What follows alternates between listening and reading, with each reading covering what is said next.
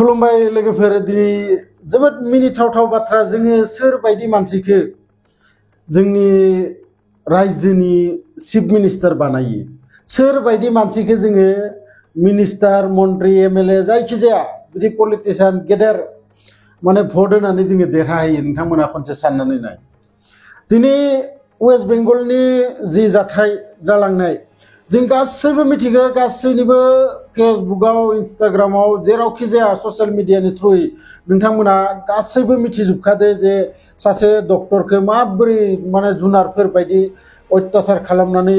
बुथारनाय जादों दा बै जायगानि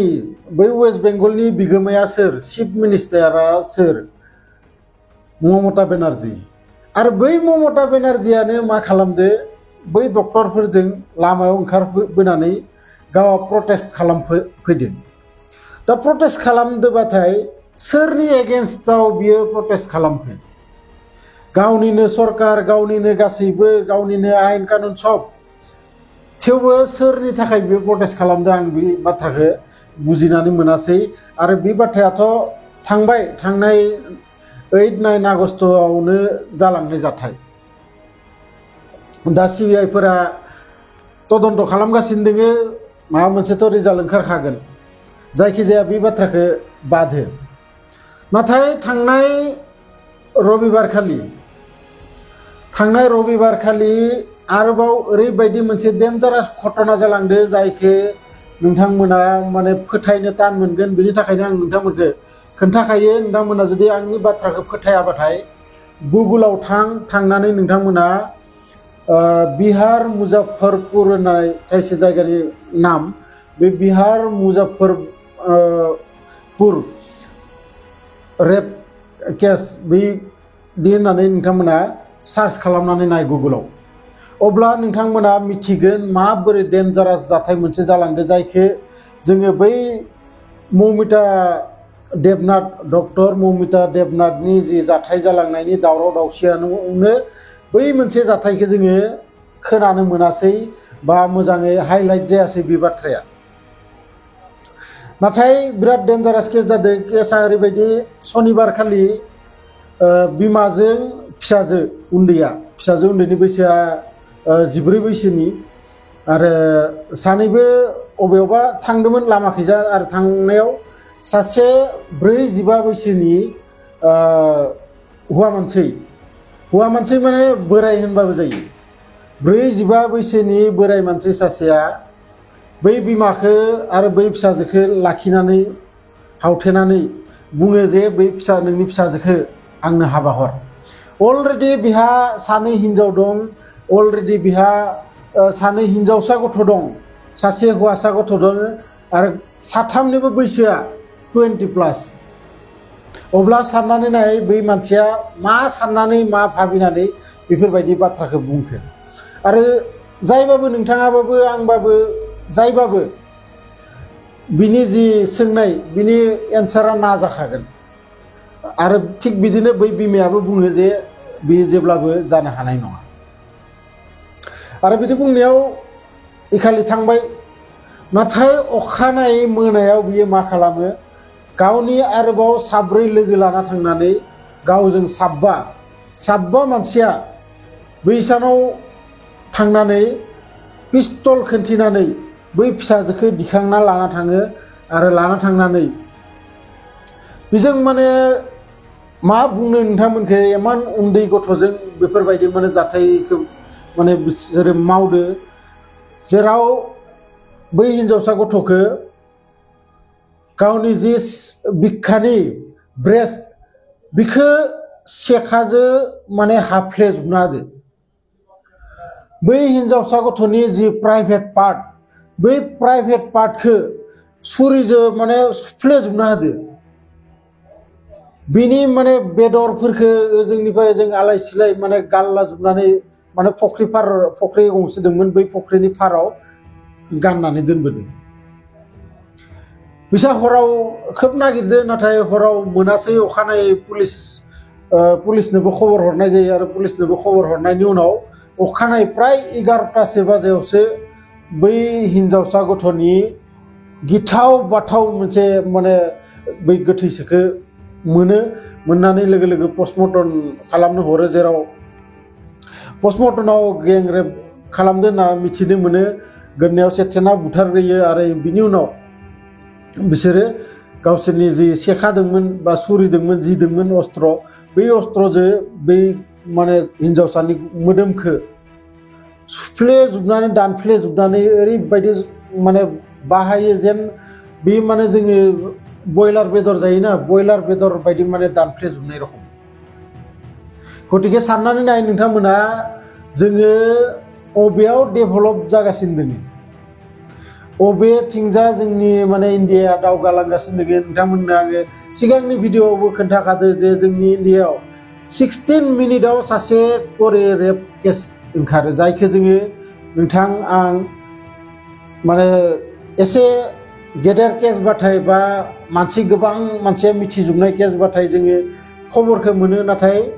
गोबां ओरैबायदि केस दङ जायखौ जोङो खबर मोना जायखौ माने गादबना दोननाय जायो बदनाम जाजानो गिनानै बा दावराव जाजानो गिनानै बा सोरबा सिगिनानै बेफोर केसखौ गादबनानै दोनो थांनाय रबिबार दिनैनिफ्राय हप्तासे सिगां आरो बिनि सानथाम सिगांल' जालांदोंमोन बै वेस्ट बेंगलनि जाथाया गतिके इन्डियायाव ओरैबायदि डेन्जारास जाथाय जागासिनो दोङो गासैबो साबधान थानाया मोजां आरो गासैबो नोंथांमोना निजिनि फिसाजोफोरखौ साबधान खालामनानै हो माने किसुमान सेफटिनि माने ट्रेनिंबो होनांगौ बिथांमोननो जाहाथे गावसोरनि माने खैफोद आफोदाव निजेखौनो बासायनानै माबोरै ओंखारबोनो हायो बेफोरखौबो ट्रेनिं होनाया मोजां आजिखालि खारन बे जुगा आरो मोजांनि जुग गैलिया जोङो इन्डिपेन्डेन्स डे मानिगासिनो दोङो 78 इन्डिपेन्डेन्स डे थांनाय 15 आगस्टआव जोङो मानिनानै थांबाय नाथाय सोर इन्डिपेन्डेन्स डे दोङो दाबो दिनैबो सासे हिनजावसा गथ'आ मोना समाव खोमसि समाव लामाखैजा हारसिं थाबायना थांनो गियो अब्ला अबेनिफ्राय फैखो बे इन्डिपेन्डेन्सआ कुनु जुनारा मानसिनि बायदि सभाब लाया नाथाय बै मानसिफोरा जुनार बायदि सभाबाव माने थांगासिनो दोङो जुनार बायदि माने खामानिफोरखौ मावहोलांगासिनो दोङो आरो बेयावनो गोबां सेलिब्रिटिफोरा गोबां रोखोमनि कमेन्ट्स होदो नाथाय मैया आङो मोनसे भिडिअ नुदो जेराव सौरभ गांगुली नोंथांमोना मिथिगो माने गोदोनि क्रिकेटारमोन बिथाङा बुंदो जे सासे सानै मानसिनि थाखाय बा फिसा मोनसे केसनि थाखाय नोंथांमोना आनसेफ गोसोआव लानाङा जे नोंसोरनि थाखाय जेबो सुरक्षा गैया होननानै नोंथांमोना साननानै लानाङा बिदि होननानै माने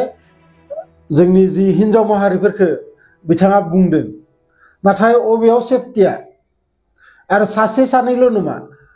बिथाङा हयथ' बावगारनो हागौ जे जोंनि इन्डियायाव 16 मिनिटआवनो सासे करे रेप केस जाबाय थायो बिथाङा बधय बावगारदों बा बिथाङा मिथिया जानो हागौ बिनि थाखाय बिथाङा बेफोरबायदि बाथ्राखौ बुंदो बिथाङा हयथ' गेदेर माने केसफोरखौ नुयो बिथांमोना नाथाय फिसा फेनला जि माने दुनियायाव जागासिनो दोङो बेफोर केसखौ नोंथांमोना बिथांमोना नुबा मिथिगोन जे इन्डियायाव माबोरै हालत जाबाय दोङो दा हारसिङै स्कुलाव थांनो गिनो गोनां हारसिङै दिनै नाय इमान खस्थ' खालामना बिमा बिफाया फेदेरनानै डाक्टर खासे जाहोनानै बै डक्टराबो हस्पिटालाव माने कुनु क्लाबाव नङा बा कुनु खान्दा ड्रेस गाननानै बेरायाखै बा कुनु निसा खालामनानै बेरायाखै बा कुनु हारसिं जायगा जेराव माने हाग्रा बायदि जायगा बेफोराव नङा गंसे मेडिकेलाव इमान गेदेर जाथाय जालांदो अबेयाव सेफटिया अबेयाव जोंनि माने आयेन कानुना अबेयाव गतिके जोबोद साननांगौ जानानै फैदों नोंथांमोनाबो साबधान खालामना हो न'खरफोराव बिदिनो फिसाजोफोर दोङोबा बिनानावफोर दोङोबा गासैखौबो बेफोर बाथ्राखौ मिथिहोनाया मोजां मिथिहोबासो बिसोरबो साबधान जागोन आरो निजिनि फिसालाफोरखौबो एसे बुजायनानै होनाया मोजां मानोना आजिखालि खोब उग्र टाइपनि गथ'फोरा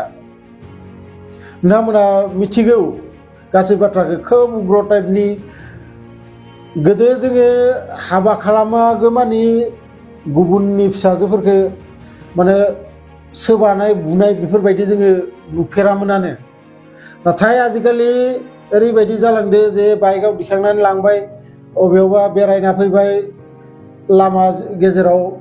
माबा मोनसे फिसा फिसा बाथ्राखौ लानानै सानैबो बुलायलायबाय बेफोरबायदि गोबां भिडिअ जोङो नुनो मोनो नोंथांमोनाबो नुयो जानो हागौ बिनि थाखायनो साबधानै था जायखिजाया भिडिअखौ गोबां मानसिफोरा जाहाथे मोनहैयो बिनि थाखाय भिडिअखौ शेयार खालामना हो नोंथांमोननि लोगोफोरजोंबो जे बेफोरबायदि जाथाय जाबाय दोङो साबधान थानाया मोजां बिथांमोनाबो साबधानै थाथो जायफोरा बे भिडिअखौ नुवाखै आरो लोगोसे जायफोरा गोदानै आंनि चेनेलाव फैदो चेनेलखौ साबस्क्राइब खालामनानै ला मानोना आं बेफोरबायदि भिडिअ नोंथांमोननि थाखाय लाबोगासिनो थायो लोगो मोनगोन बिदिनो मोनसे इन्टारेस्टिं भिडिअ लानानै नेक्स्ट भिडिअआव गोजोन्थों।